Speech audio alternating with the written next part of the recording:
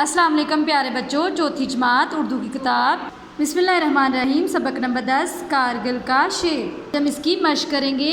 الفاظ: دھن سوار ہونا، شوق ہو جانا، کھلبلی مچنا، ہلچل ہونا، منہ کی کھانا، شکست کھانا، محاذ مقابلے کی جگہ، پیش قدمی چڑھائی دلیری، ڈٹے رہنا، جگہ سے نہ ہٹنا۔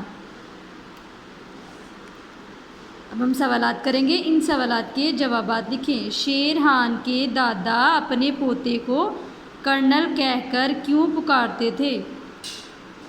شیرحان کے دادا پاک فوج کے ایک دلیر کرنل شیر خان سے بہت متاثر تھے۔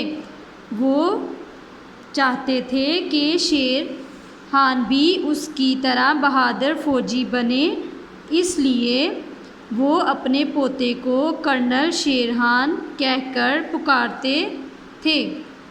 سوال نمبر 2 ہے، کیپٹن کرنل شیرخان نے کہاں سے تعلیم حاصل کی؟ کرنل شیرخان نے صوابی سے تعلیم حاصل کی۔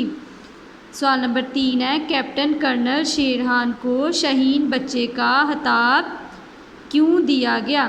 ان کی قابلیت کے بل بوتے پر ان کو شاہین بچے کا خطاب دیا گیا۔